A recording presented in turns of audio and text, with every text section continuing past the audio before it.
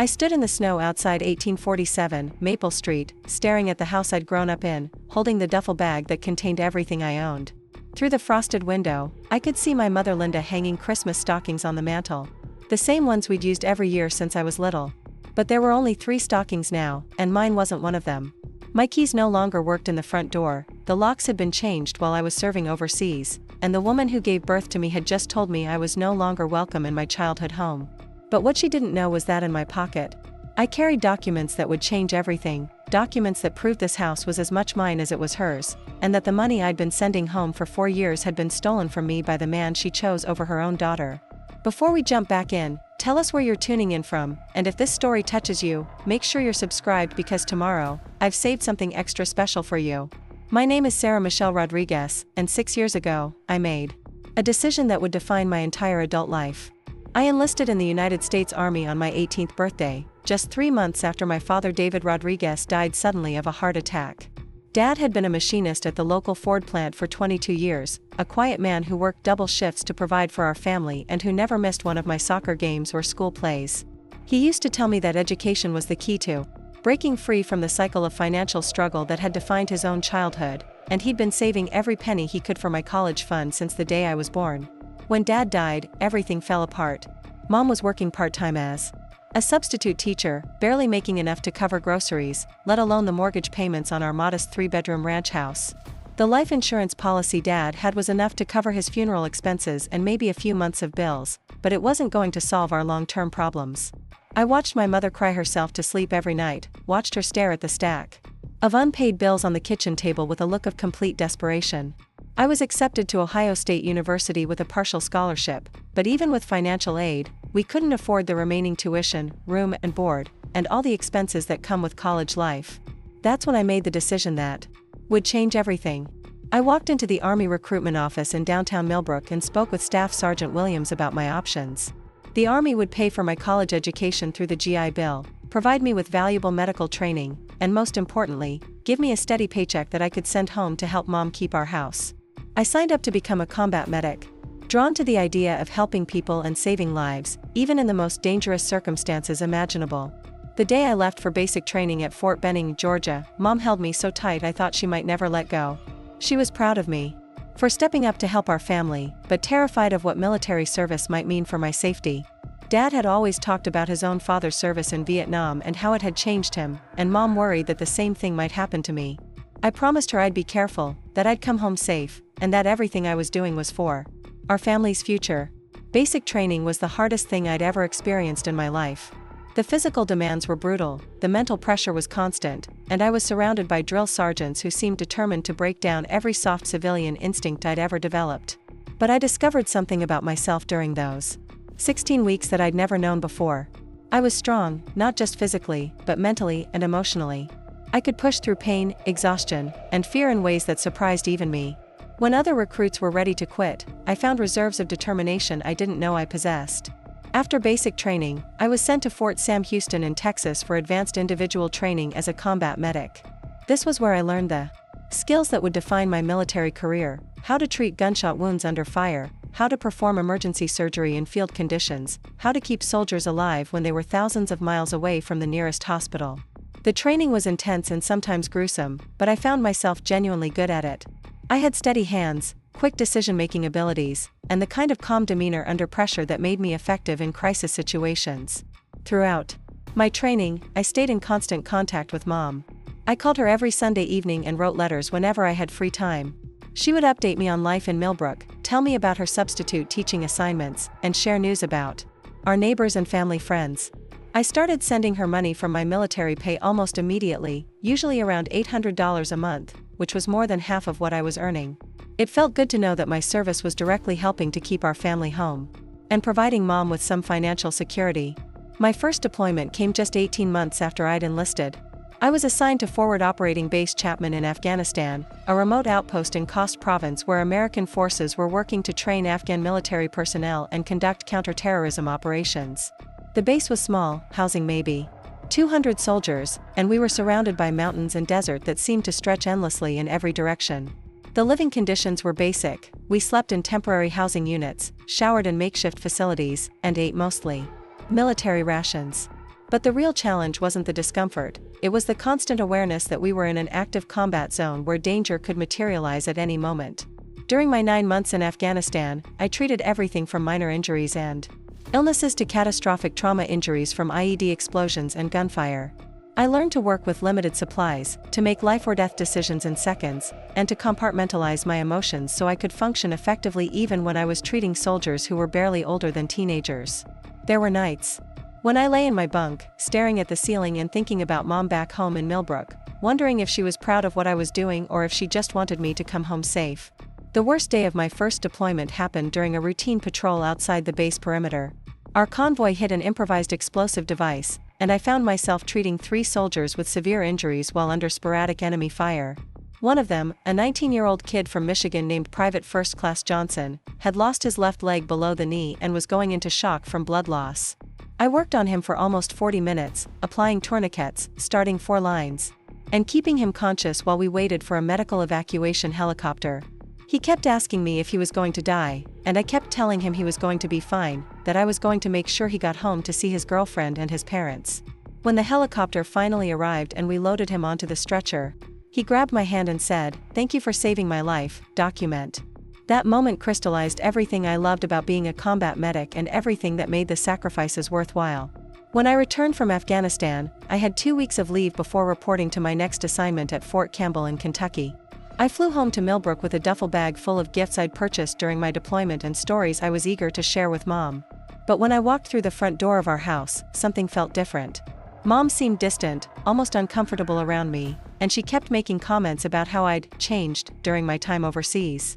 She said I seemed more serious, more guarded, and that she missed the carefree girl who had left for basic training 2 years earlier. What I didn't understand at the time was that Mom had been attending a grief counseling group at our local church, trying to process Dad's death and her feelings of abandonment when I left for the military. It was at this counseling group that she met Mike Stevens, a 45-year-old construction foreman who had lost his wife to cancer 3 years earlier. Mike was charming and attentive, and he seemed to understand Mom's loneliness in ways that I, as her teenage daughter serving overseas, simply couldn't. They started dating during my deployment, and by the time I came home, their relationship had become serious. Mike seemed nice enough when Mom introduced us. He was polite and respectful, asking questions about my military service and thanking me for my sacrifice. But there was something in his eyes that made me uncomfortable, a calculating quality that didn't match his friendly demeanor. When I mentioned that I was planning to use my GI Bill benefits to study nursing after my military service ended, he made a comment about how important it was for families to stick together and support each other through difficult times. At the time, I thought he was just making conversation, but looking back, I can see that he was already planting seeds of doubt about my commitment to our family. During my leave, I noticed other changes in Mom's behavior. She seemed almost guilty. When she talked about the money I was sending home, mentioning several times that she was managing fine and that I didn't need to keep sending so much. She had redecorated the living room and kitchen, replacing furniture that I remembered from my childhood with newer pieces that didn't match my memories of our family home. When I asked about it, she said Mike had helped her pick out some things that would make the house feel more welcoming and that it was time to move on from some of the reminders of Dad. I returned to Fort Campbell feeling unsettled but trying to convince myself that Mom deserved to be happy and that Mike might be good for her. I continued sending money home every month, and I threw myself into my work as a combat medic with renewed focus. Fort Campbell was a major deployment hub for operations in Iraq, and I knew it was only a matter of time before I would be sent overseas again. The training was constant and intense, preparing us for the different challenges we would face in an urban combat environment rather than the mountainous terrain of Afghanistan. My second deployment took me to Camp Liberty in Iraq, just outside Baghdad. This was a much larger base than my previous assignment, housing thousands of American military personnel and contractors. The mission was different too, focused on training Iraqi security forces and conducting counterinsurgency operations in one of the world's most dangerous cities. The base itself was relatively comfortable, with better living quarters, dining facilities, and recreational amenities than what I'd experienced in Afghanistan. But the operational tempo was much higher, with multiple casualties coming through our medical facility every day. Iraq tested me in ways that Afghanistan hadn't. The injuries we treated were often more severe, the result of sophisticated explosive devices and urban warfare tactics. I performed emergency surgeries in field hospitals, treated Iraqi civilians caught in crossfire, and worked alongside Iraqi medical personnel who were risking their lives to serve their own people. The cultural and language barriers added complexity to an already challenging job, but I found that medical care had a universal language that transcended those differences. It was during my Iraq deployment that I truly understood the toll that combat service takes on a person's psychological well-being. The constant stress, the exposure to violence and trauma, and the responsibility of keeping other people alive in impossible circumstances created a kind of emotional numbness that I didn't even realize was developing until it was already deeply embedded in my personality. I started having trouble sleeping, experiencing nightmares about patients I couldn't save, and feeling hypervigilant even during downtime. The Army calls it operational stress, but I knew it was something more serious than that. Despite these challenges, I was good at my job. Really good. I received several commendations for my medical work, including an Army Commendation Medal for treating multiple casualties during a complex attack on our base. My commanding officers recommended me for promotion, and I was selected for advancement to staff sergeant ahead of many of my peers. The recognition felt validating, proof that my sacrifices and hard work were making a difference in other people's lives. Throughout my Iraq deployment, I maintained regular contact with Mom through emails, phone calls, and care packages. But I started noticing changes in her communication patterns. Her emails became shorter and less personal, focusing mainly on practical matters rather than the emotional connection we'd always shared. When I called home, Mike was often in the background, and sometimes he would take the phone to chat with me himself.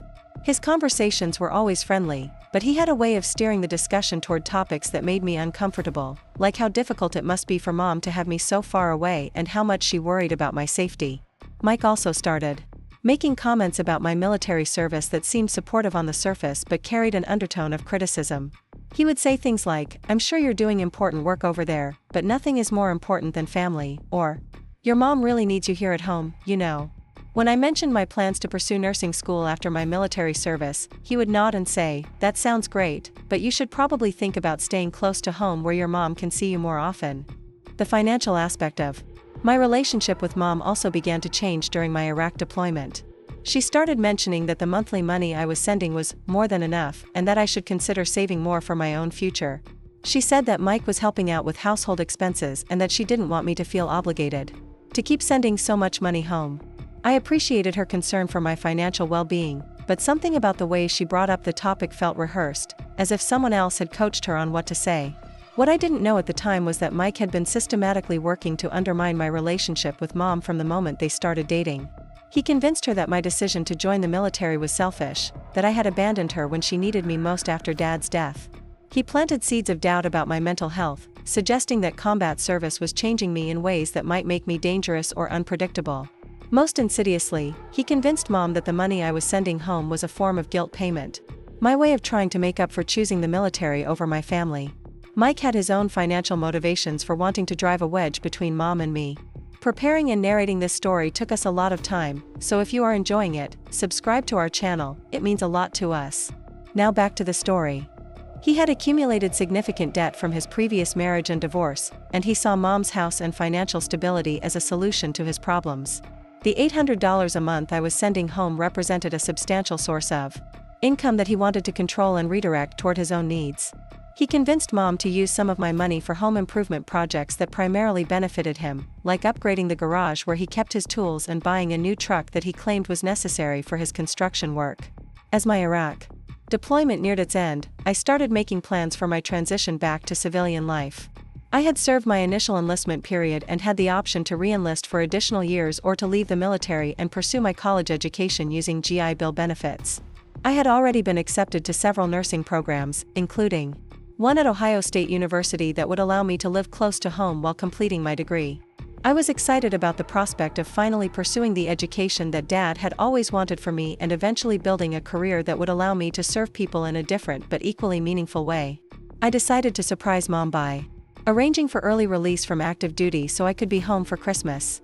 It would be my first Christmas at home in 3 years, and I wanted it to be special. I coordinated with my commanding officers to complete all my out-processing requirements ahead of schedule, and I managed to book a flight that would get me home on December 23rd, just in time for our traditional Christmas Eve celebration. I didn't tell Mom about my plans because I wanted it to be a complete surprise. During my final weeks in Iraq, I used my deployment savings to purchase Christmas gifts for everyone in the family. I bought Mom a beautiful gold necklace that I found in a jewelry shop in Baghdad's Green Zone, along with a photo album filled with pictures from my deployments that I thought she might want to keep. For Tyler, Mom's boyfriend's teenage son who I'd only met briefly during my previous leave, I purchased a high-end gaming system that I knew kids his age were interested in. I even bought something for Mike, a set of professional-grade tools that I thought he could use in his construction work, hoping to show him that I respected his place in Mom's life and wanted to build a positive relationship. The flight home from Iraq was surreal. After months of living in a combat zone where every day brought new dangers and challenges, the idea of returning to the quiet, safe streets of Millbrook, Ohio seemed almost impossible to believe. I spent the entire flight thinking about how good it would feel to sleep in my own bed, to eat Mom's cooking, and to just sit in our living room and talk for hours without worrying about incoming mortar rounds or emergency medical calls. When I landed at Columbus International Airport on the afternoon of December 23, I took a taxi directly to Millbrook instead of calling Mom for a ride. I wanted to maintain the surprise until the very last moment. During the hour-long drive through the Ohio countryside, I watched familiar landmarks pass by and felt a sense of homecoming that I hadn't experienced in years. The fields were covered with snow, the farmhouses were decorated with Christmas lights, and everything looked exactly the way I remembered it from my childhood. The taxi dropped me off at the end of Maple Street, and I walked the final 2 blocks to our house, carrying my duffel bag and the suitcase full of Christmas presents. The house looked different than I remembered, with new exterior lighting and landscaping that must have been installed while I was overseas. Mike's pickup truck was parked in the driveway next to Mom's car, and I could see warm light glowing through the front windows. Everything looked peaceful and welcoming, exactly the way a family home should look on the night before Christmas Eve. I walked up to the front door and tried to use my house key, the same key I'd carried with me through 2 combat deployments, as a reminder of home and family. But the key didn't work. The lock had been changed, and I found myself standing on the front porch, locked out of my own childhood home. I assumed there must be some explanation, maybe they'd had security concerns or the old lock had broken, so I rang the doorbell and waited for someone to answer. When the door opened, I was expecting to see Mom's face light up with surprise and joy. Instead, I found myself looking at Mike, who seemed genuinely shocked to see me standing there. He didn't invite me in, didn't smile, didn't show any of the warmth I might have expected from someone who was supposedly part of my family now. Instead, he called over his shoulder, "Linda, your daughter is here," in a tone that sounded more like an announcement of bad news than a Christmas surprise. Mom appeared behind Mike, and the expression on her face was nothing like what I had imagined during all those months of planning this surprise homecoming.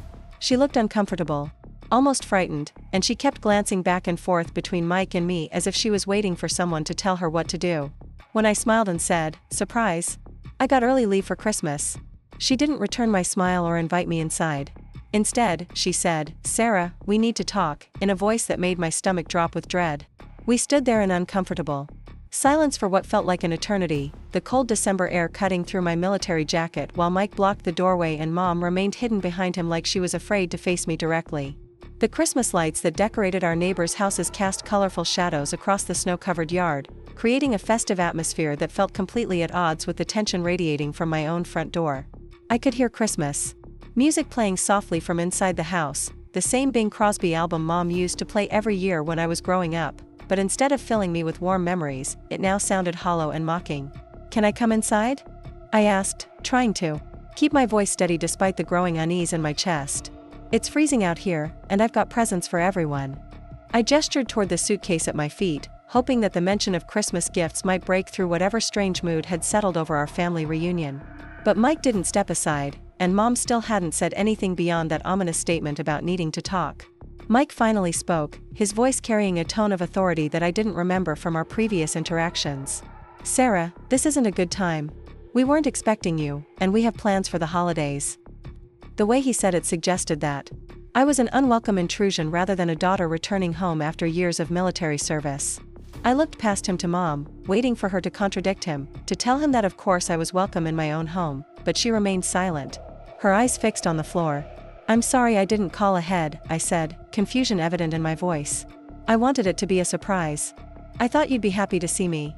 The words sounded pathetic even as I spoke them, and I realized that I was essentially begging for permission to enter the house where I'd grown up, where my bedroom presumably still contained my childhood belongings and where my father's memory should have guaranteed me a place. Mom finally looked up at me, and I was shocked by what I saw in her expression. There was no joy, no relief, no maternal pride in seeing her daughter home safe from a war zone.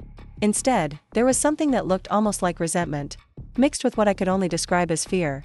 "Sarah, honey," she said, her voice shaky and uncertain, "things have changed since you've been gone. Mike and we've built a new life together, and Tyler is finally settling in here. You're coming back like this, unannounced, it's disruptive." The word disruptive hit me like a physical blow. I had spent the last 18 months in Iraq, treating wounded soldiers and risking my own life in service to my country, all while sending most of my military pay home to help support the family I thought was counting on me. I had carried their photos with me through 2 combat deployments, had written letters to Mom every week, had dreamed of this moment when I could finally come home and share my experiences with the people who mattered most to me. And now I was being told that my presence was disruptive to their new life. "I don't understand," I said, and I genuinely didn't. "This is my home. I've been sending money to help with the mortgage for 4 years. I've been planning to come back here when my service ended so I could go to college and start building my own life. How is any of that disruptive?" I could hear my voice rising with emotion, and I saw Mike and Mom exchange a look that suggested they had discussed this scenario before. Mike stepped forward slightly, positioning himself more firmly in the doorway. "Look, Sarah, we appreciate everything you've done for the family, we really do.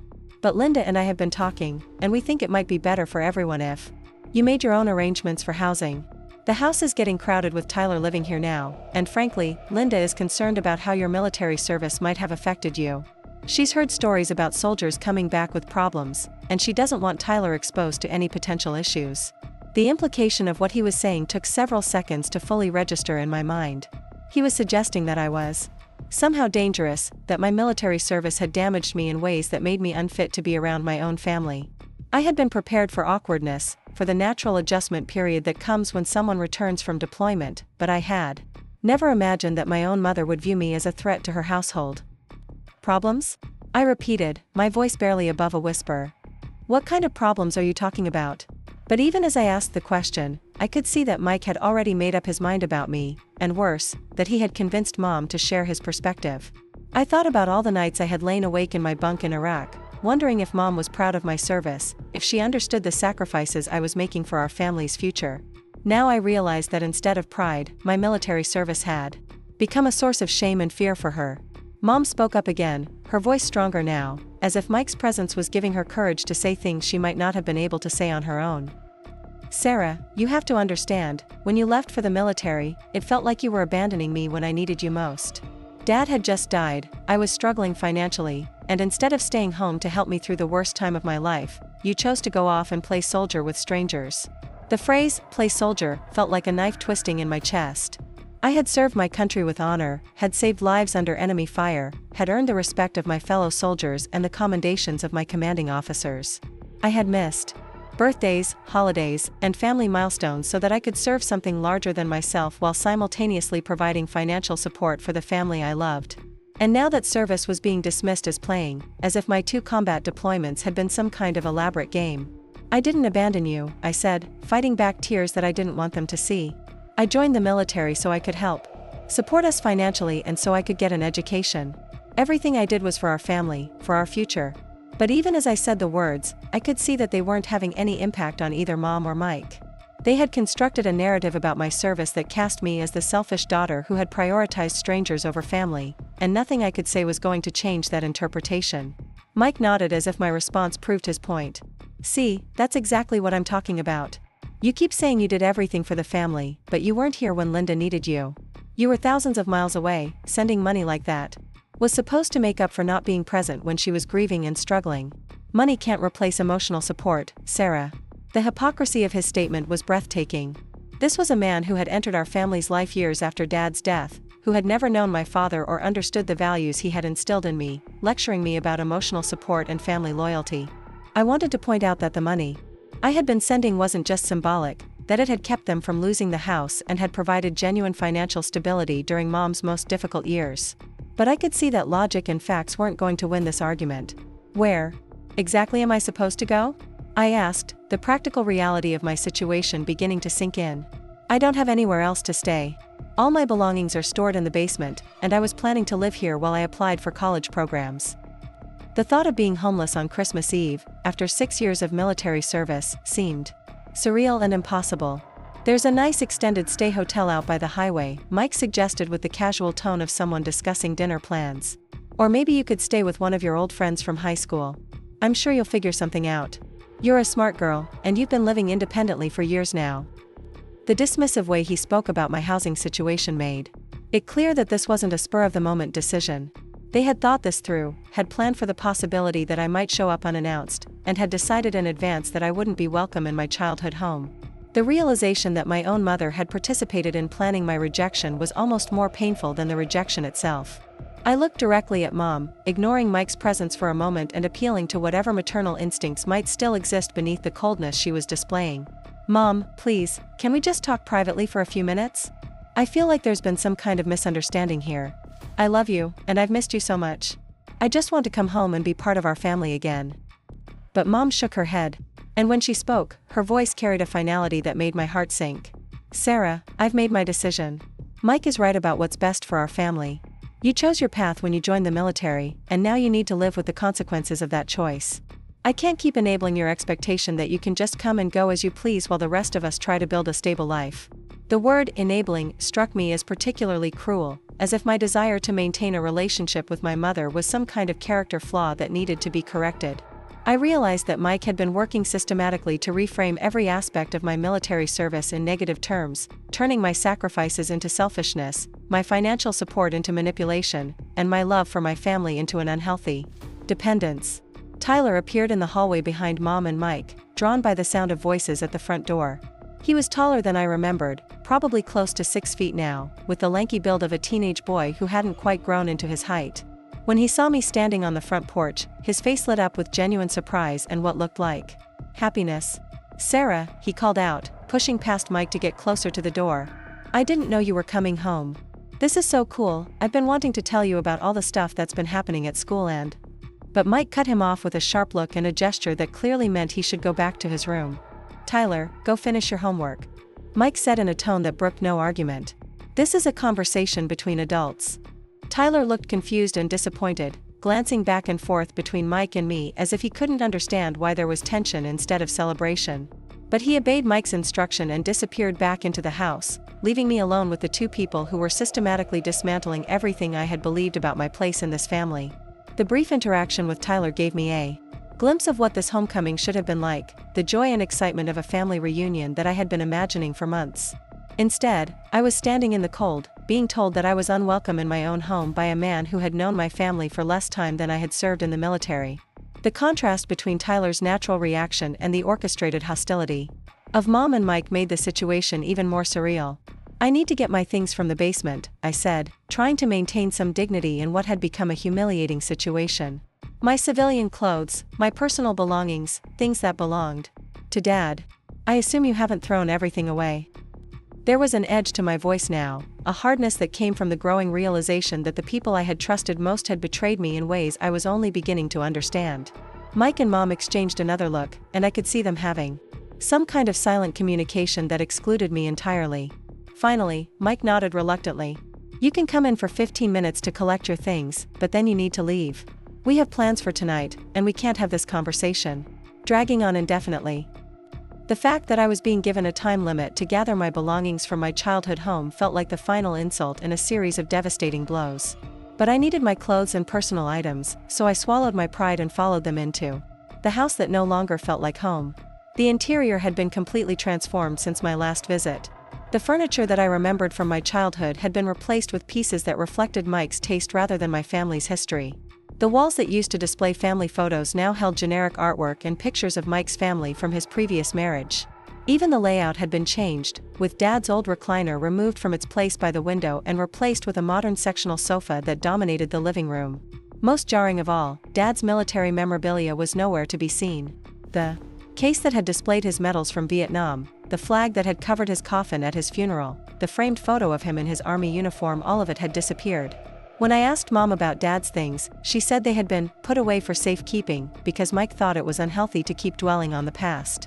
The basement had been converted into a recreation room for Tyler, complete with gaming equipment and a large screen television. My belongings had been packed into boxes and stacked in a corner, labeled with my name in Mom's handwriting but clearly treated as storage rather than preserved space for my eventual return. As I went through the boxes, I realized that many of my most important possessions were missing, including photo albums from my childhood and letters that Dad had written to me before his death. When I asked Mom about the missing items, she said that she had been cleaning out old things and might have accidentally donated some of my belongings to charity. The casual way she described disposing of irreplaceable mementos of my relationship with Dad suggested that this hadn't been an accident at all, but rather part of a systematic effort to erase my presence from the house. As I packed my remaining belongings into my military duffel bag, I could hear Mom and Mike talking quietly in the kitchen, their voices too low for me to make out specific words but their tone suggesting that they were discussing me. Tyler appeared at the top of the basement stairs, looking confused and upset by the tension that had filled the house since my arrival. "Why are you packing your stuff?" he asked, his young voice filled with genuine concern. "Aren't you staying for Christmas? Mom said you might be coming home soon, and I was excited to hang out with you and hear about the army and everything." His questions made it clear that Mom hadn't prepared him for my rejection, that she had led him to believe that my homecoming would be a positive event for the family. I didn't know how to explain to a 16-year-old boy that his stepfather had convinced my mother to choose her new family over her daughter, or that my years of military service had been reframed as abandonment and selfishness. So I just told him that I would be staying somewhere else for the holidays but that I hoped we could spend time together soon, though even as I said the words, I wondered if Mike would allow that to happen. When I finished packing, I carried my belongings upstairs to find Mom and Mike waiting for me in the living room, their body language suggesting that they were eager for me to leave so they could return to their holiday preparations. The Christmas tree in the corner was decorated with ornaments I didn't recognize, and the stockings hanging from the mantel included ones for Mom, Mike, and Tyler, but nothing that acknowledged my existence as part of the family.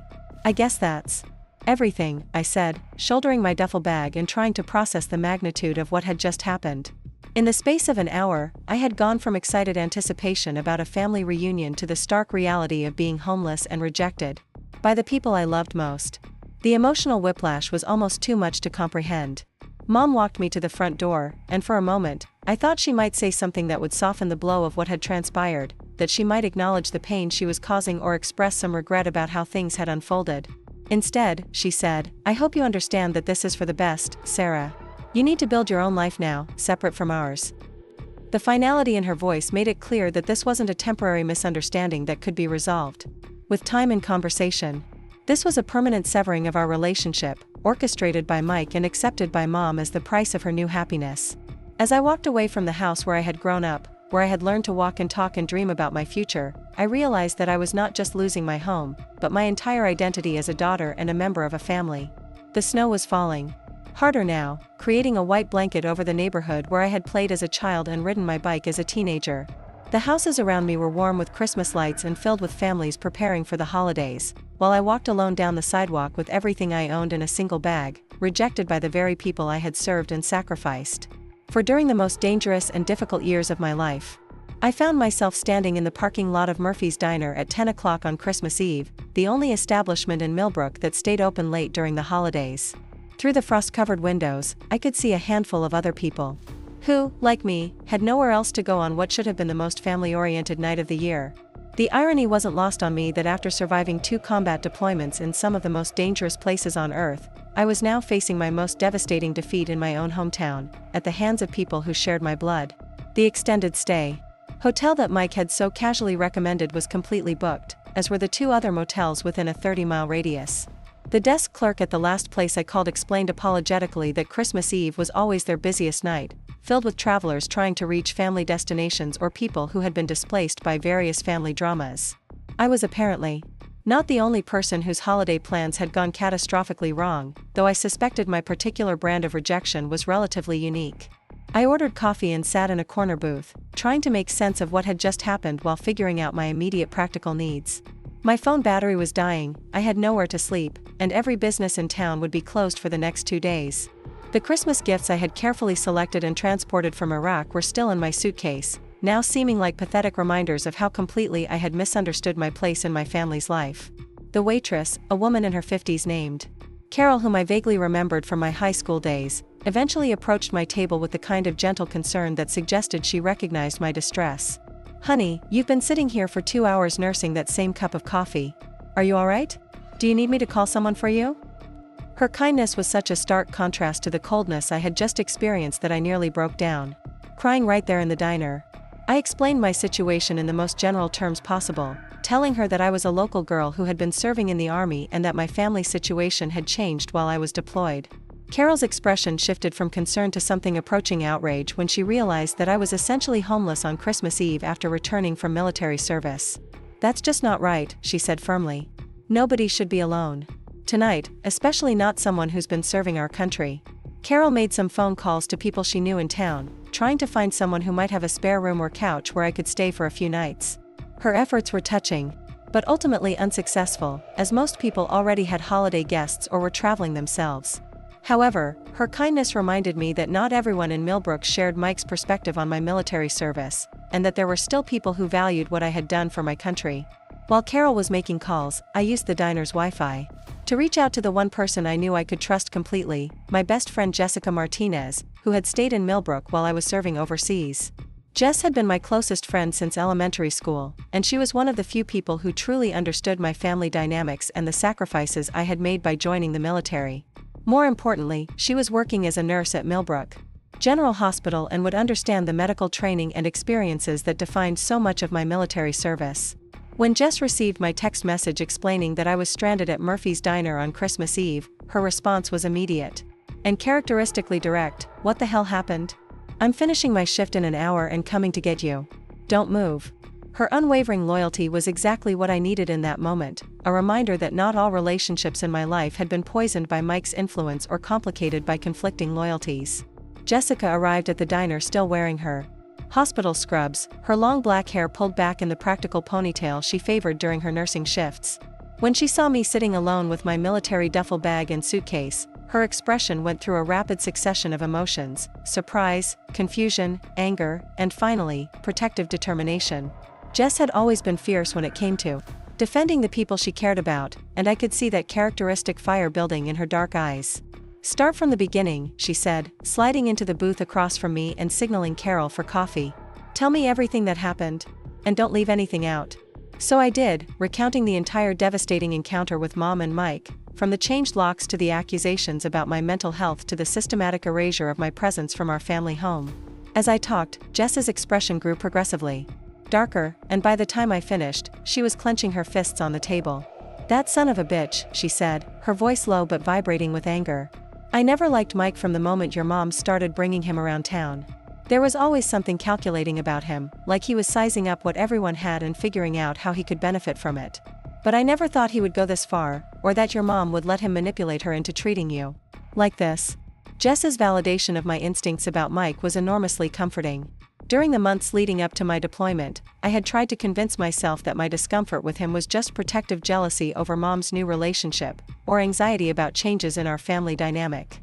Hearing from someone whose judgment I trusted that my concerns had been legitimate helped me feel less crazy about the entire situation. "The worst part," I told Jess, "is that I can see how he did it. He convinced Mom that my joining the military was a betrayal, that I abandoned her when she needed me most.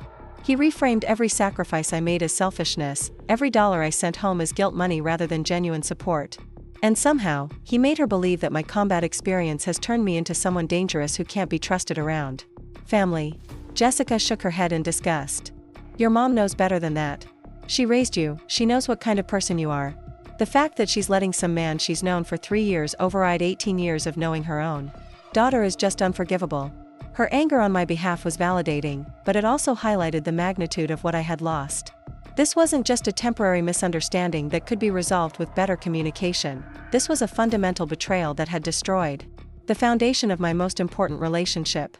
"You're staying with me," Jess announced, as if the matter was settled. "I've got a spare bedroom in my apartment, and you can stay as long as you need to while you figure out what comes next. Don't even think about arguing with me about it. You've been there for me through every crisis in my life, and I'm not letting you spend Christmas alone in some hotel room because your family has lost their minds." Her immediate offer of shelter and support brought tears to my eyes, not just because I desperately needed somewhere to stay, but because it reminded me that I wasn't completely alone in the world. While my blood relatives had rejected me, I still had chosen family in the form of friends who valued our relationship and understood my worth as a person. The contrast between Jess's immediate loyalty and my mother's calculated coldness couldn't have been more stark. We left the diner and drove to Jessica's apartment, a small but comfortable place in a converted Victorian house near the hospital. As we unloaded my belongings from her car, I realized that this was the first time in years that I had moved my possessions somewhere with the intention of staying for more than a few days. Military life had accustomed me to temporary quarters and constant relocation, but the idea of establishing a semi-permanent base in Millbrook while I figured out my next steps felt both comforting and overwhelming. Jessica's apartment was decorated for Christmas with the kind of warm, personal touches that made a space feel like home. There were photos of her family and friends, including several pictures of us together from high school and my brief visits home during leave. Seeing myself represented in her decorations while being completely absent from my own family's Christmas display drove home the reality of how thoroughly Mike had succeeded in erasing me from Mom's life. "I've been following your military service through your mom's updates at the grocery store and around town," Jess said as she made up the bed in her spare room. "She used to talk about you constantly, showing people pictures you sent and reading parts of your letters out loud to anyone who would listen. She was so proud of your medical training and your deployments, bragging about her daughter the war hero to anyone who would stand still long enough to hear about it." This information hit me like a physical blow. The woman who had just told me that my military service was selfish abandonment had apparently been bragging about that same service to the entire community for years. The contradiction suggested that Mike's influence on her perspective was more recent and more thorough than I had realized. He hadn't just convinced her to reject me, he had convinced her to completely rewrite the history of our relationship and my motivations. "When did that change?" I asked, though I suspected I already knew the answer. "When did she stop talking about my service like it was something to be proud of?" Jess considered the question for a moment, mentally reviewing her interactions with Mom over the past few years. "I'd say it started changing about 6 months ago," she said finally. "Around the time Mike moved in with her permanently.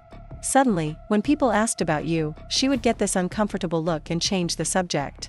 And when your picture appeared in the local paper for that commendation you received, she didn't mention it to anyone, which was really weird. Because she used to save every newspaper clipping about local military personnel." The timeline made perfect sense. Mike had spent months building Mom's trust and establishing himself as an indispensable part of her life before beginning his campaign to turn her against me. By the time he started actively undermining my relationship with her, he had already positioned himself as her primary source of emotional support and practical assistance. From that position of influence, he could gradually reshape her understanding of my motivations and actions without triggering her defensive instincts about her daughter.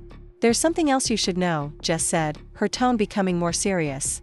"I've heard rumors around town about Mike's financial situation. Nothing concrete, but people in construction talk, and word is that he accumulated significant debts from his previous marriage and some failed business ventures. There's speculation that he's been looking for ways to improve his financial position, and your mom's house instability would certainly fit that description." The suggestion that Mike's interest in our family might be primarily financial rather than romantic added another layer of betrayal to an already devastating situation. If Jess's information was accurate, then I had been systematically removed from my family not because of legitimate concerns about my mental health or compatibility with their new lifestyle, but because my presence threatened Mike's access to resources that he wanted to control. "That would explain why he was so concerned about the money I was sending home," I said, pieces of the puzzle beginning to fall into place. "If he convinced Mom to see my financial support as manipulation rather than genuine help, then he could justify redirecting that money toward his own needs without triggering her guilt about taking advantage of my military pay." Jessica nodded grimly. "And if he could get you completely out of the picture, then there would be no one questioning how Mom's money was being spent or what happened to the resources your dad left behind. You mentioned that your dad's military memorabilia disappeared from the house? That stuff can be worth significant money, especially if it includes medals or historical items." The possibility that Mike had been systematically looting my father's memory while turning my mother against me was almost too painful to contemplate. Dad's military service had been a source of pride for our entire family, and his medals and photographs had represented a connection to values of honor and sacrifice that had shaped my own decision to join the army. If Mike had sold or disposed of those items while convincing Mom that dwelling on Dad's memory was unhealthy, then his manipulation had reached levels of cruelty that I hadn't imagined possible. "I need to find out exactly what's been happening with the house and the finances," I said, feeling the first stirrings of determination cutting through my grief and shock. "If Mike has been stealing from my family while turning them against me, then I need to understand the full scope of what he's done. There might be legal options available to me, especially if he's been misusing money that I sent home specifically for Mom's support." Jess encouraged my shift toward practical action, recognizing that channeling my emotions into concrete steps would be healthier than wallowing in the pain of rejection. "I know someone who might be able to help with that," she said. "My cousin. Amanda Chen lives about an hour from here, and she's also a veteran. She went through some family legal issues after her deployment and had to learn a lot about veterans' rights and family law. She might have insights about your options, or at least be able to point you toward resources that could help." The mention of another veteran who had faced family challenges after deployment reminded me that my situation, while uniquely painful, was not entirely unprecedented. Military service often strained family relationships, especially when deployed. Personnel missed important milestones or when their experiences overseas created emotional distance from civilian concerns. However, most families found ways to navigate those challenges without resorting to complete rejection and abandonment.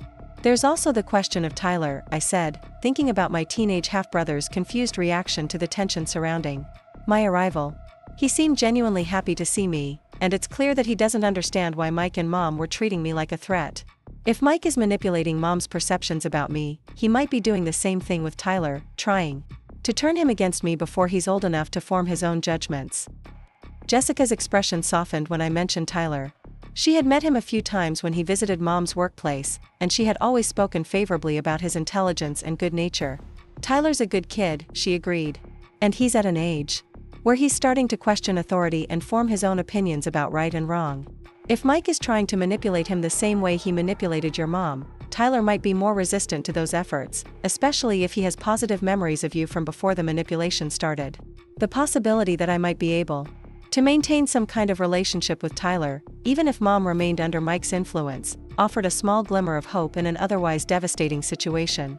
Tyler represented the innocent victim in this scenario, a teenager who was being used as a pawn in Mike's campaign to isolate me from my family. If I could find ways to stay connected with him without violating whatever boundaries Mike and Mom had established, I might be able to protect him from the worst effects of the toxic dynamics that had taken over our household. Christmas morning arrived gray and cold, with the kind of persistent snow that made Millbrook look like a greeting card but turned driving into a treacherous endeavor. I woke up in Jessica's spare room feeling disoriented and emotionally numb, struggling to process the reality that this was my first Christmas in 6 years without any contact with my mother. The contrast between my expectations for this day and the actual circumstances was so extreme that my mind kept trying to convince me that the previous evening had been some kind of vivid nightmare. Jessica had left early for her holiday shift at the hospital, leaving me alone with my thoughts and the overwhelming task of figuring out what to do next. I had originally planned to spend the week between Christmas and New Year's reconnecting with Mom, sharing stories from my deployments, and beginning the process of applying to college programs using my GI Bill benefits.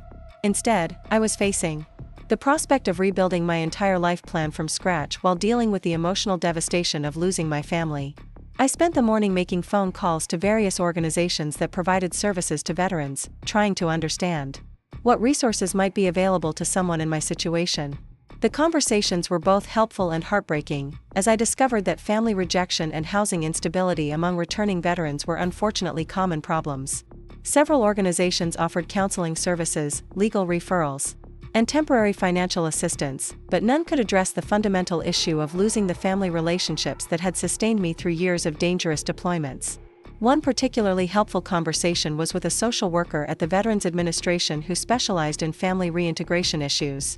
She explained that Mike's accusations about my mental health and stability were classic examples of how civilian family members sometimes process their own anxiety about military service.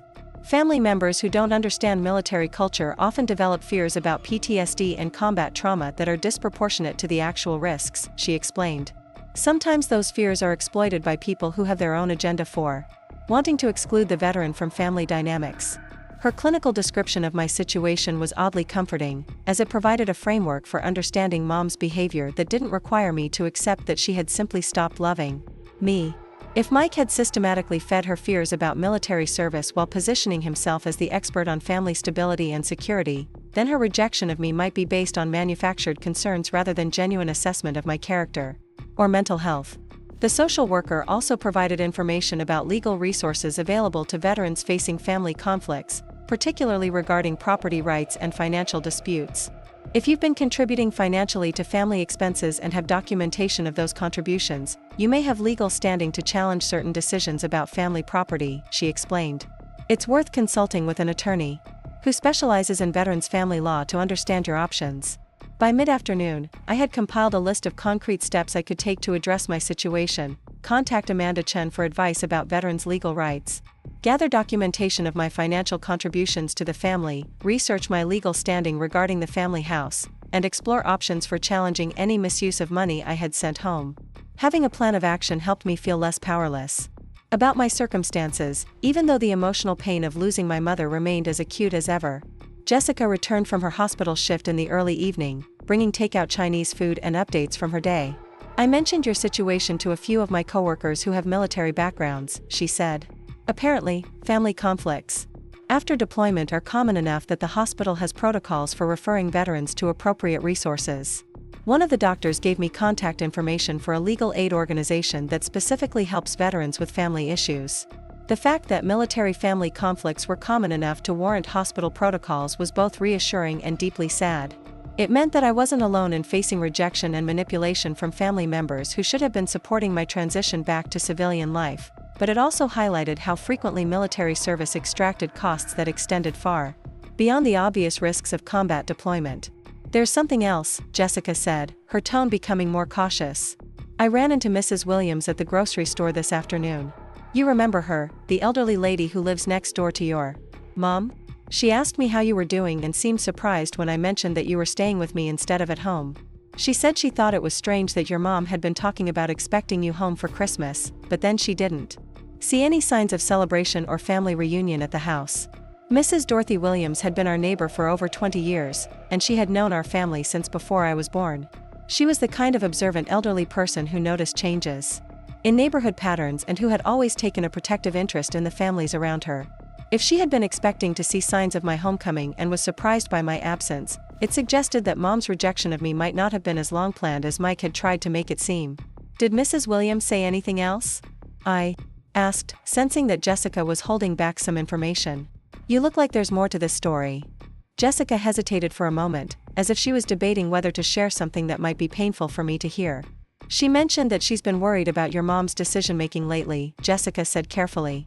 "Apparently, there have been some financial decisions that seemed out of character for her, like expensive home improvements and purchases that don't match her typical spending patterns. Mrs. Williams said she's been wondering if Mike is having more influence over your mom's money than might be healthy." The confirmation that outside observers had noticed concerning changes in Mom's financial behavior provided important validation for my growing suspicions about Mike's motivations. If a neighbor who had known our family for decades was concerned about Mom's spending patterns, then it was likely that Mike's influence extended beyond just turning her against me to actually controlling how family resources were being used. The next morning, I contacted Amanda Chen, the veteran Jessica had mentioned. Amanda's voice carried the unmistakable confidence of someone who had navigated bureaucratic battles and emerged victorious. When I explained my situation, she listened without interruption, occasionally making sounds that suggested she was taking notes. Her response was both validating and strategically focused. "Sarah, what you're describing sounds like a textbook case of financial exploitation combined with veteran family manipulation," Amanda said bluntly. "I've seen variations of this scenario multiple times, where civilian family members are convinced that military service has damaged their loved one, usually by someone who has their own agenda for controlling family resources. The good news is that you have more legal standing than you probably realize." Amanda explained that Ohio law provided specific protections for family members who had contributed financially to household expenses, especially when those contributions could be documented through military pay records. More importantly, she revealed that many veterans' financial contributions to family homes could establish partial ownership rights, even if their names weren't on the deed. "If you've been sending money specifically for mortgage payments and household maintenance for multiple years, you may have what's called an equitable interest in the property," she explained. Her information transformed my understanding of my legal position. Instead of being a homeless veteran with no recourse against family betrayal, I might actually have concrete legal rights that Mike and Mom hadn't considered when they decided to exclude me from their lives. Amanda offered to review any documentation I could provide and to connect me with attorneys who specialized in veterans' family law cases. I spent the next week systematically gathering evidence of my financial contributions to the family. Military pay records were easy to obtain through official channels, and they clearly showed monthly transfers to Mom's bank account totaling over $38,000 during my 4 years of service. Bank records would show exactly how That money had been used, and Amanda suggested that any funds diverted for Mike's personal benefit rather than legitimate household expenses could constitute fraud. The breakthrough came when I decided to visit Mrs. Williams directly. The elderly neighbor welcomed me into her home with the kind of maternal warmth that Mom should have shown, immediately offering coffee and homemade cookies while expressing outrage about my treatment. "Your mother raised you better than this," she said firmly. "And she knows better than to let some man turn her against her own daughter, especially one who served our country with such distinction." Mrs. Williams had been observing our household dynamics with the keen attention of someone who had lived through enough family dramas to recognize patterns of manipulation and abuse. Her observations were devastating in their clarity and detail. She had watched Mike systematically isolate Mom from longtime friends and family connections, always with plausible explanations about Mom needing to focus on her new future rather than dwelling on the past. He convinced her to stop attending the grief counseling group where they met, Mrs. Williams explained. Said she didn't need it anymore because he was providing all the emotional support she required. Then he encouraged her to distance herself from your father's side of the family, claiming they were preventing her from moving forward with her life. By the time he started working on her relationship with you, he had already established a pattern of cutting her off from anyone who might question his influence. The manipulation had been methodical and sophisticated, designed to leave Mom emotionally dependent on Mike while removing any outside perspectives that might challenge his narrative about what was best for her future. Mrs. Williams had watched the transformation with growing concern, but she hadn't felt it was her place to interfere in a neighbor's personal relationships until she saw the impact on me. "The most troubling thing," Mrs. Williams continued, "was how he handled your father's belongings. Your mother wanted to preserve them for you, but Mike convinced her that keeping military memorabilia around was triggering unhealthy grief responses. He said it was preventing her from fully committing to their new relationship. But instead of storing those items carefully, he took them to some military collectibles dealer in Columbus and sold them for cash." The confirmation that Dad's medals and photographs had been sold rather than preserved felt like a violation that went beyond mere theft. Those items had represented my father's service and sacrifice, and they should have been mine to inherit and cherish. Mike's decision to sell them for profit while convincing Mom it was therapeutic demonstrated a level of callous manipulation that was almost breathtaking in its audacity. Mrs. Williams had more information that proved crucial to understanding the full scope of Mike's deception. She had kept detailed notes about suspicious activities she had observed, including multiple visits from contractors who performed expensive work on the house that seemed unnecessary and overpriced. "He had the entire kitchen renovated last spring," she told me, "even though your mother had updated it just 5 years ago.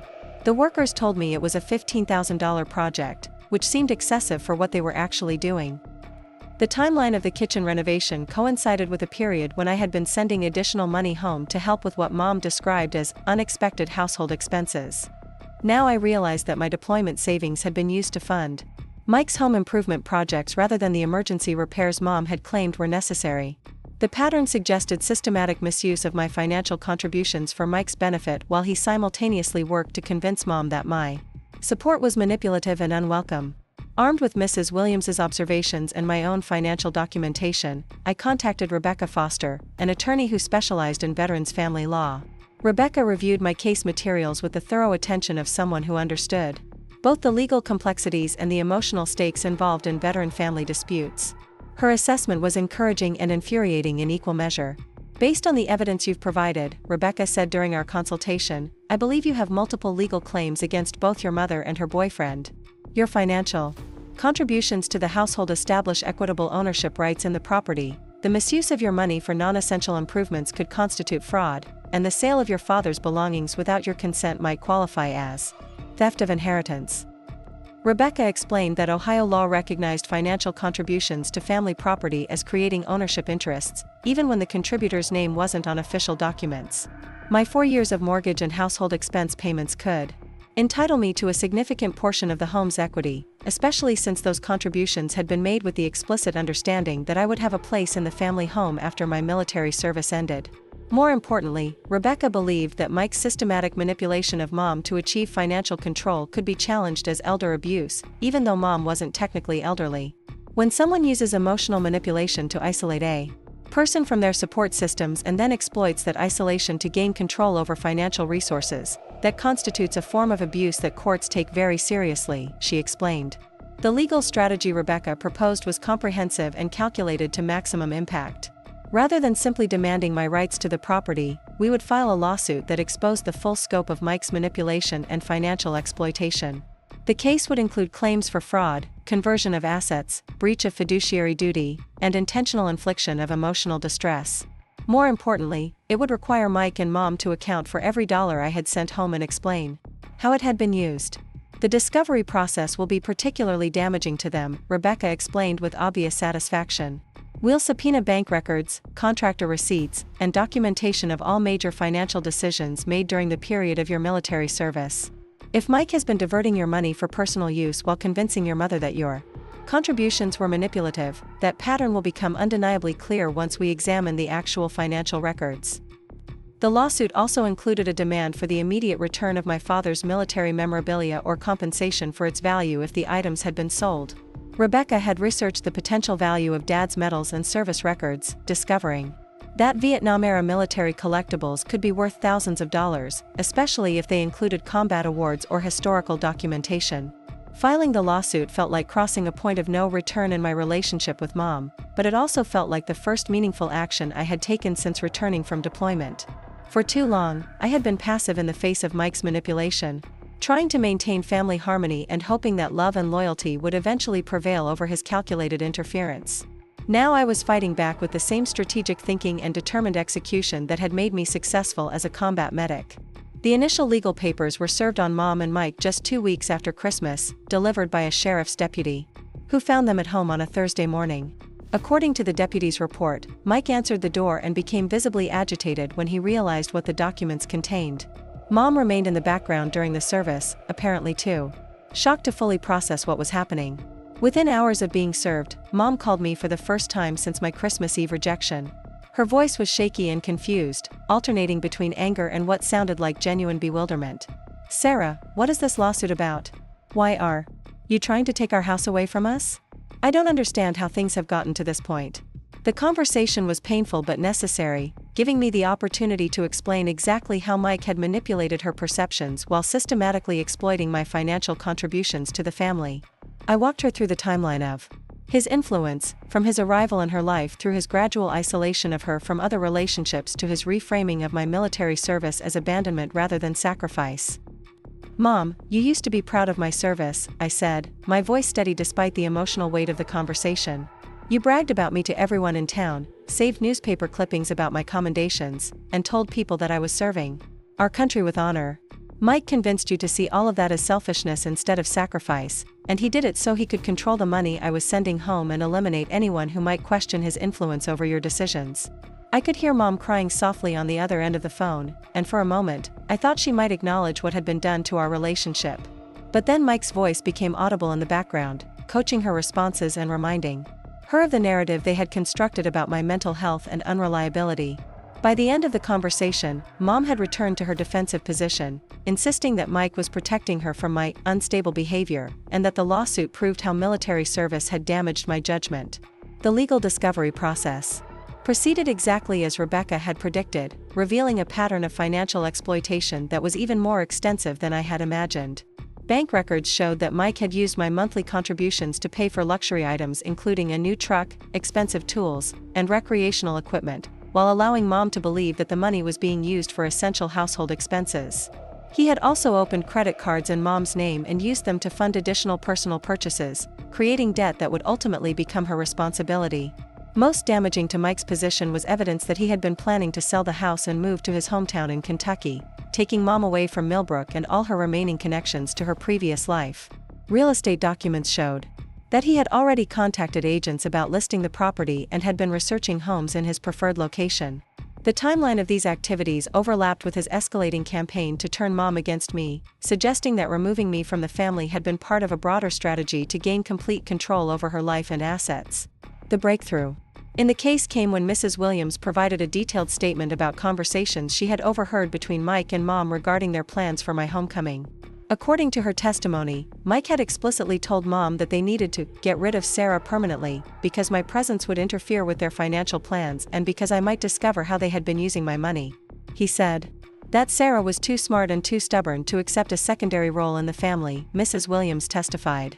He told Linda that the only way to secure their future together was to make sure Sarah had no legal claim on the house and no reason to stay in Millbrook.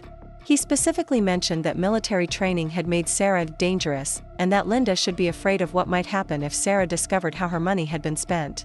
Mrs. Williams's testimony demolished any remaining pretense that Mom's rejection of me had been based on legitimate concerns about my mental health or adjustment to civilian life.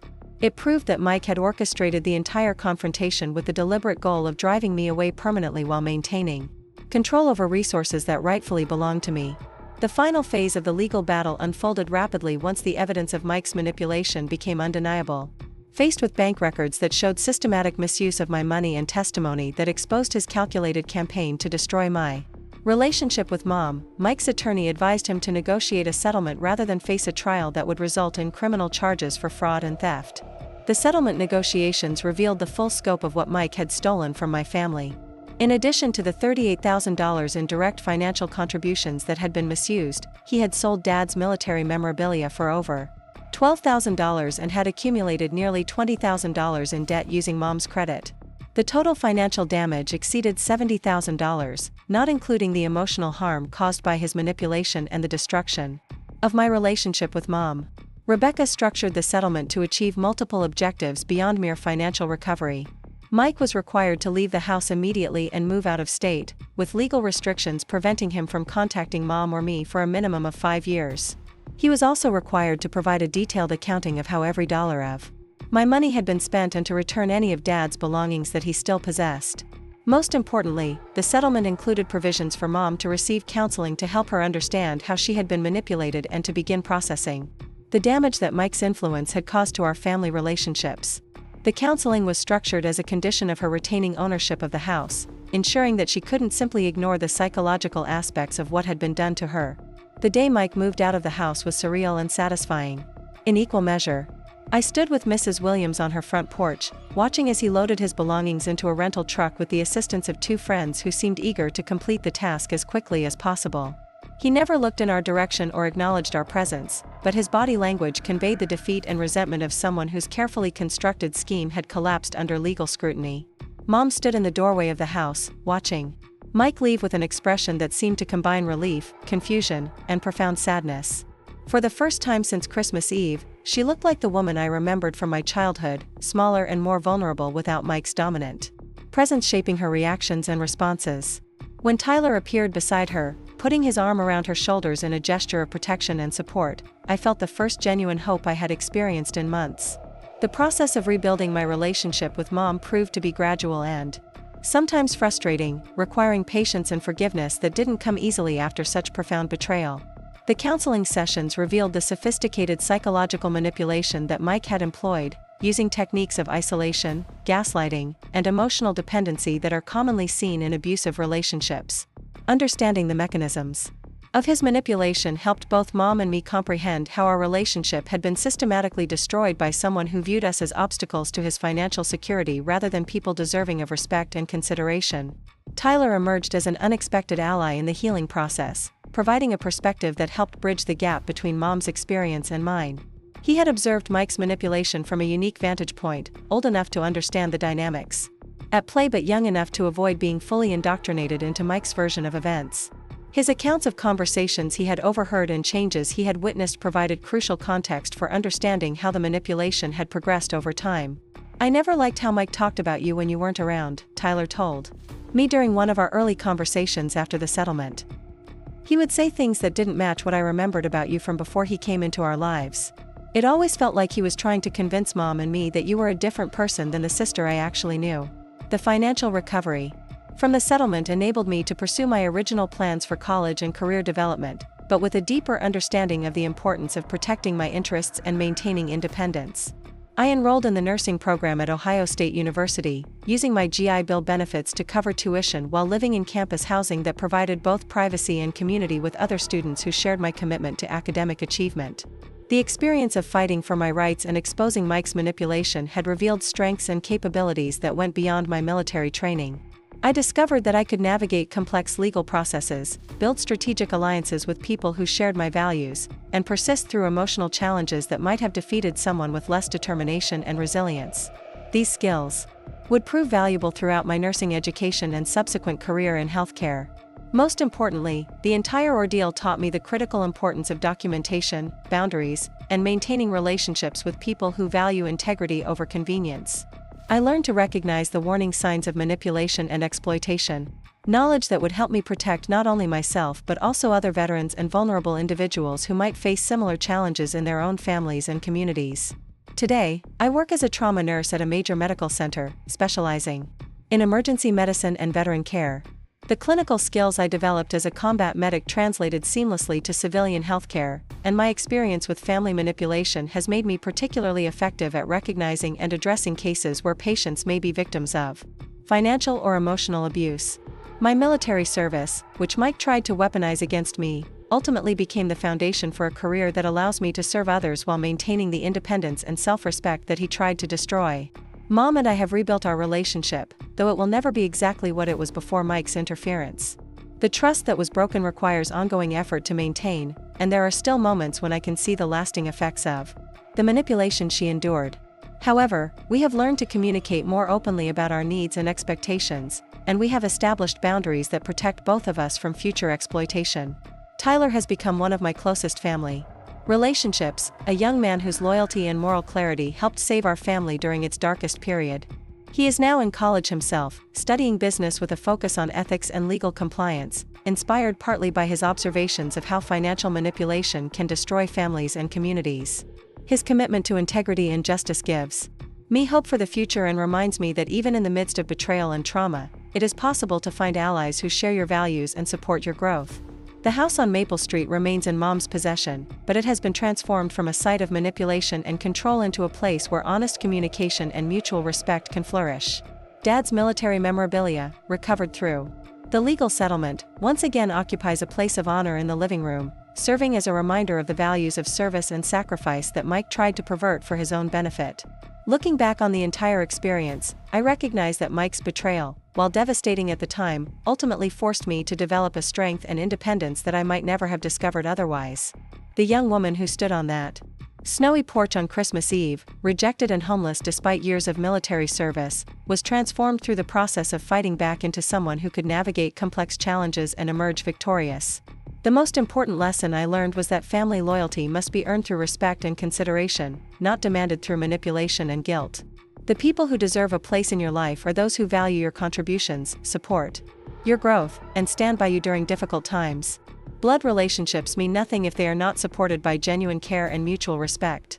For anyone facing similar challenges, whether as a returning veteran or simply as someone whose family relationships have been poisoned by manipulation and exploitation, I want you to know that you have more power than you realize.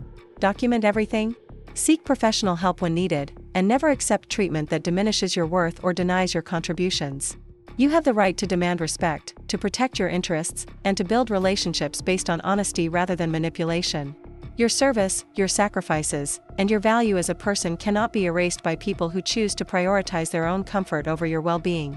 Fight for what you deserve, protect what you have earned, and never let anyone convince you that you are asking for too much when you demand to be treated with basic human dignity and respect. 3 months after Mike's departure, I received an unexpected phone call that would fundamentally change my understanding of the entire situation. The caller identified herself as Detective Maria Santos from the Columbus Police Department's Financial Crimes Unit, and her opening words immediately grabbed my attention. "Ms. Rodriguez, we've been investigating Michael Stevens in connection with multiple fraud cases, and your name has come up as a potential victim in our inquiry." Detective Santos explained that Mike's exploitation of my family was part of a much larger pattern of predatory behavior targeting vulnerable individuals, particularly widows and single mothers with military connections. The investigation had begun when another woman, Patricia Kellerman, filed a complaint about Mike's manipulation and theft from her family following her son's deployment to Germany. The similarities between Patricia's case and my own were so striking that investigators suspected Mike had developed a systematic approach to identifying and exploiting military families. He seems to specifically target women whose children are serving overseas, Detective Santos continued. The pattern involves inserting himself into their lives during vulnerable periods, gradually isolating them from support systems, and then redirecting military family support payments for his personal use. We believe he may have victimized as many as 6 families over the past 8 years, stealing hundreds of thousands of dollars in military pay and veterans' benefits. The revelation that Mike was essentially a career criminal who specialized in exploiting military families added a new dimension to my anger and determination. This wasn't just a case of a manipulative man taking advantage of my mother's grief and loneliness, it was evidence of a calculated predator who had made a living by destroying the relationships between service members and their families. The scope of his crimes suggested that dozens of other veterans had potentially faced the same betrayal and rejection that I had experienced. Detective Santos requested my cooperation in building a comprehensive case against Mike, explaining that my documentation and legal settlement provided crucial evidence for establishing his methods and the extent of his criminal enterprise. She was particularly interested in Mrs. Williams's testimony about Mike's statements regarding his intentions to get rid of Sarah permanently and his systematic campaign to convince Mom that my military service had made me dangerous. Your case is actually the most thoroughly documented we've encountered, Detective Santos told me. Most victims don't realize what's happening until years after the fact, and by then the evidence has been destroyed or the perpetrator has moved on to new targets. Your quick action in pursuing legal remedies has preserved evidence that could help us prosecute not just your case, but potentially recover millions of dollars for other military families he's victimized. I agreed to participate in the investigation, motivated partly by a desire for justice but primarily by the hope that my experience could prevent other veterans from facing the same devastating betrayal. The detective provided me with contact information for Patricia Kellerman and 2 other confirmed victims, suggesting that speaking with them might help me understand the broader implications of Mike's criminal behavior and potentially identify additional evidence that could strengthen the prosecution. My conversation with Patricia Kellerman was both heartbreaking and enlightening. Her son David had been serving in Germany when she met Mike at a veterans support group meeting. Like Mom, Patricia had been struggling with loneliness and financial concerns when Mike appeared with promises of emotional support and practical assistance.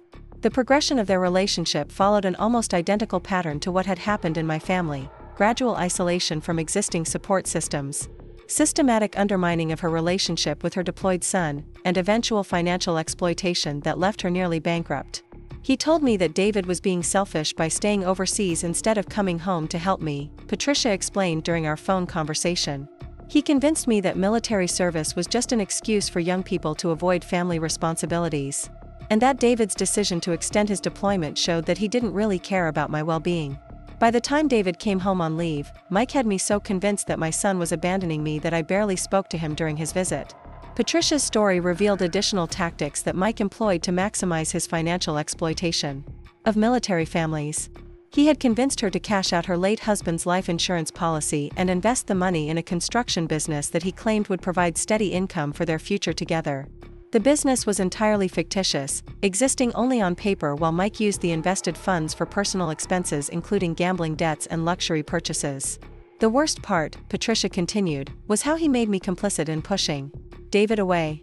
He would coach me on what to say when David called, teaching me to interpret every expression of concern or offer of financial help as evidence that he thought I was incompetent to manage my own life.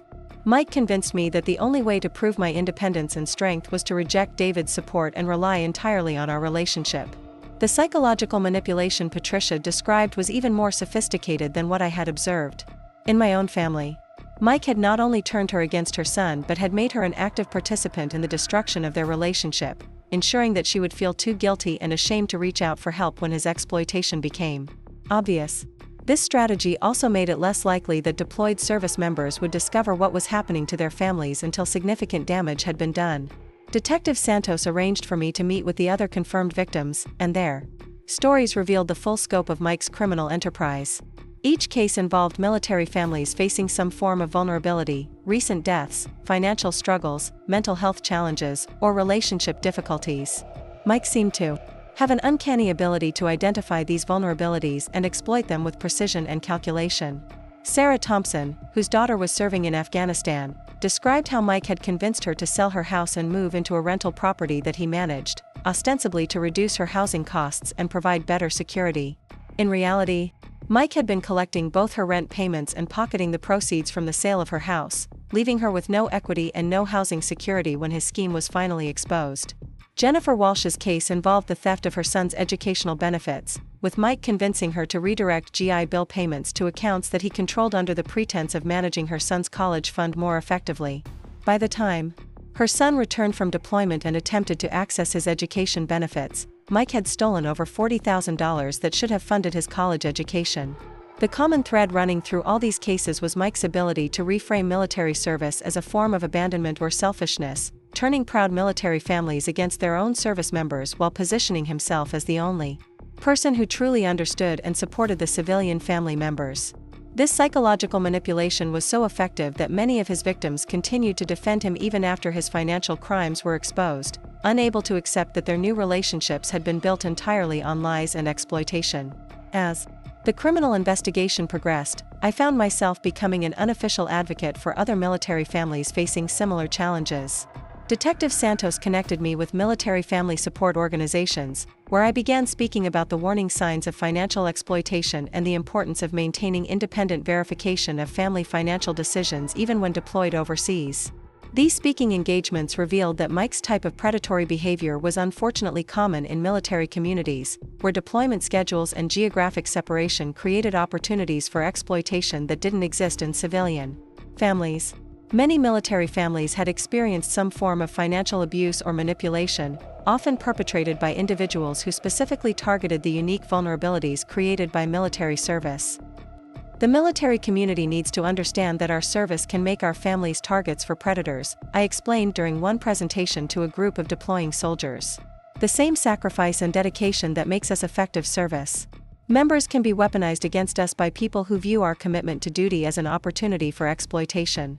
We need to establish safeguards and communication protocols that protect our families while we're serving overseas. My advocacy work led to an invitation to testify before a congressional subcommittee investigating financial crimes against military families. The opportunity to address this issue at the federal level felt like a natural extension of my military service, allowing me to continue protecting and serving my fellow veterans and their families in a different but equally important capacity. The congressional testimony required me to revisit the most painful aspects of my experience, but it also provided a platform to propose concrete solutions that could prevent other families from facing similar exploitation.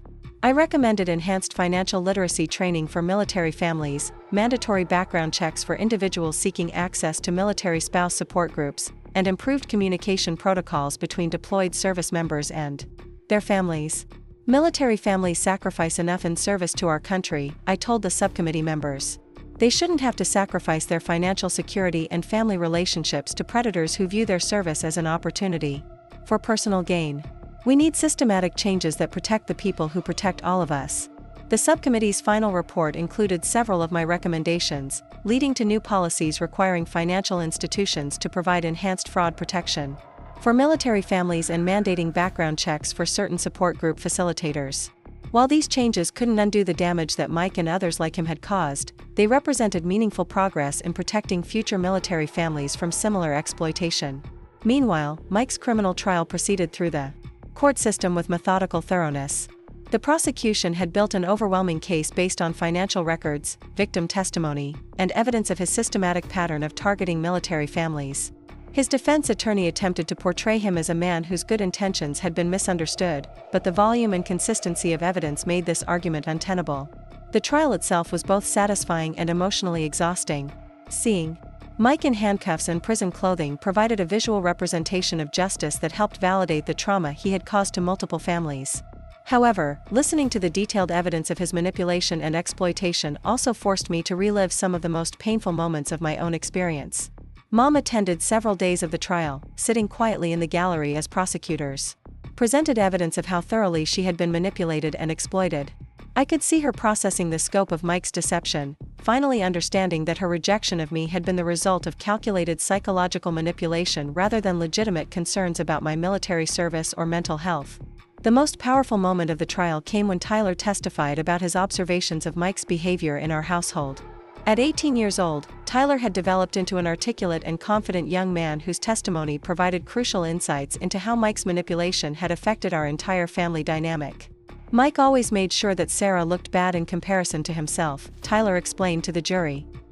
Whenever Sarah would call or send letters, Mike would make comments about how she was probably just feeling guilty about abandoning the family, or how military service was changing her in ways that might make her dangerous to be around.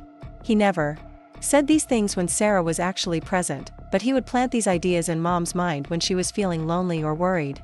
Tyler's testimony was particularly effective because of his age and his position as an observer rather than a direct victim of Mike's manipulation.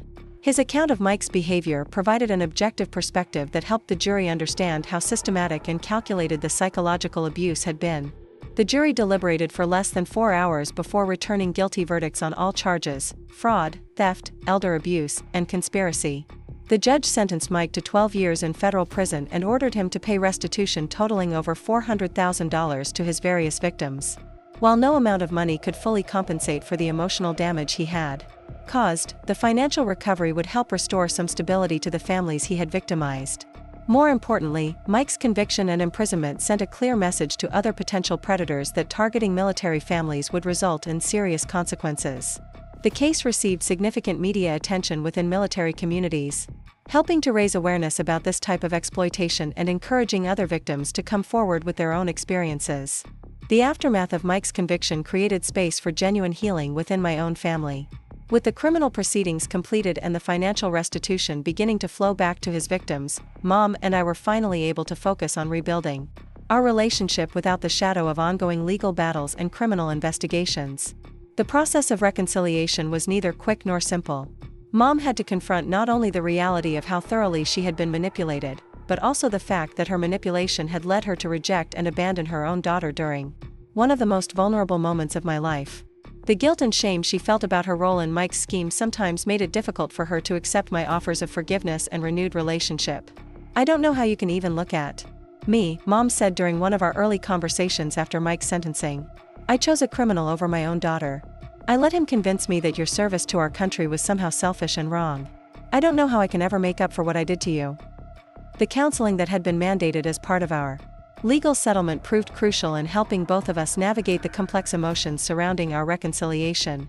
The therapist helped Mom understand that being victimized by manipulation didn't excuse her choices, but it also didn't make her irredeemably evil or unworthy of forgiveness. Similarly, the counseling helped me process my own anger and hurt while developing realistic expectations for what our renewed relationship could and should look like. Forgiveness doesn't mean forgetting what happened or pretending that it didn't cause real damage, our counselor explained. It means choosing to move forward together while acknowledging the harm that was done and working to prevent it from happening again. Both of you have work to do to rebuild trust and establish healthy boundaries. The rebuilding process was aided by Tyler's maturity and wisdom, which seemed far beyond his 18 years. He served as a bridge between Mom and me, helping us communicate when direct conversation became too emotionally charged and providing perspective on how our family could function in healthier ways going forward. Mike taught us all some valuable lessons about recognizing manipulation and protecting ourselves from people who don't have our best interests at heart, Tyler observed during one family discussion. "Maybe we can use those lessons to make our family stronger than it was before he came into our lives." Tyler's optimism and resilience in the face of the trauma he had witnessed was inspiring and helped pull both Mom and me forward during moments when the weight of our shared history felt overwhelming. His ability to see potential growth and strength emerging from our painful experiences reminded me of the perspective I had developed during my military service, where adverse circumstances often revealed hidden reserves of courage and determination. As my nursing career progressed, I found myself drawn to specializations that allowed me to work with veterans and military families facing various forms of trauma and exploitation. My personal experience with family manipulation provided unique insights that helped me identify and address cases where my patients might be facing similar challenges in their own households. The trauma unit where I worked began developing protocols specifically designed to recognize and respond to cases of military family exploitation, using my experience and ongoing research to create screening tools and intervention strategies. This work felt like a natural extension of my military service, allowing me to continue protecting and serving people who had dedicated their lives to serving others. Sarah's protocols have revolutionized how we approach military family cases, explained Dr. Jennifer Martinez, the chief of our trauma unit. Her ability to recognize the signs of financial and emotional exploitation has helped us identify and address dozens of cases that might otherwise have gone unnoticed. She's turned her personal trauma into a tool for protecting other families facing similar challenges. The recognition from my medical colleagues was gratifying, but more important was the knowledge that my experience was being used to prevent other veterans from facing the betrayal and abandonment that had nearly destroyed my own family relationships. Each case where we successfully identified and addressed exploitation felt like a small victory against the predators who targeted military families. 5 years after Mike's conviction, I received an invitation to speak at the annual Military Family Support Conference, where I was being honored for my advocacy work and clinical contributions to veteran family protection. The invitation letter mentioned that my work had been instrumental in developing new national standards for military family financial protection and had influenced policy changes that were helping protect thousands of families from exploitation. Standing at the podium before an audience of military families, support professionals, and policymakers, I reflected on the journey that had brought me from a devastated daughter standing on a snowy porch on Christmas Eve to a recognized advocate for military family protection. The path had been painful and difficult, but it had also revealed strengths and purposes that I might never have discovered without facing those challenges. Military families face unique vulnerabilities that require unique protections, I told the conference audience. Our service members deserve to know that while they're protecting our country, their families are protected from those who would exploit their sacrifice for personal gain.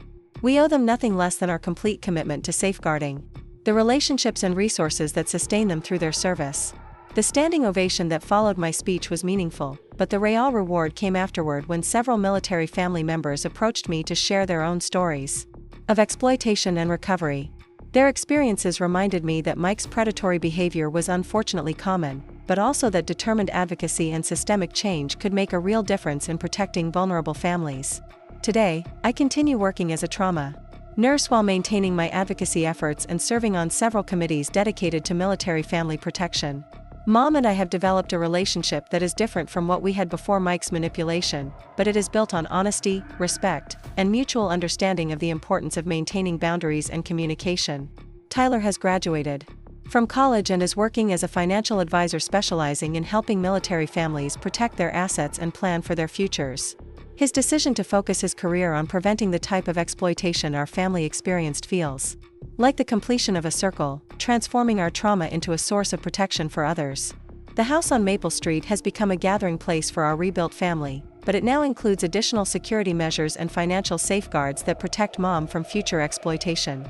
Dad's military memorabilia occupies a place of honor in the living room, serving as a reminder of the values of service and sacrifice that Mike tried to pervert for his own benefit. Looking back on everything that happened, I recognize that Mike's betrayal, while devastating at the time, ultimately led me to discover a strength and purpose that has defined the rest of my life. The young woman who was rejected by her family on Christmas Eve was transformed through the process of fighting back into someone who could protect and advocate for other families facing similar challenges. Most importantly, I learned that family loyalty must be earned through respect and genuine care, not demanded through manipulation and guilt.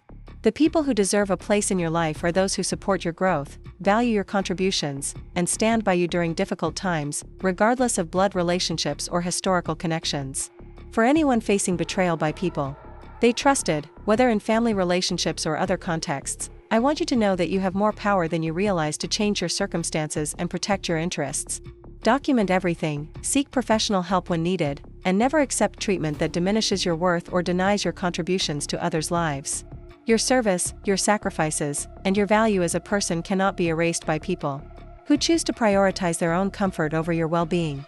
Fight for what you deserve, protect what you have earned, and never let anyone convince you that you are asking for too much when you demand to be treated with basic human dignity and respect. The path forward may be difficult and painful, but it can also lead to discoveries about your own strength and purpose that would never have emerged without facing those challenges. Sometimes the worst betrayals become the foundation for the most meaningful victories, and the people who try to destroy you end up revealing the unbreakable core of who you really are. Up next, you've got 2 more standout stories right on your screen. If this one hit the mark, you won't want to pass these up. Just click and check them out.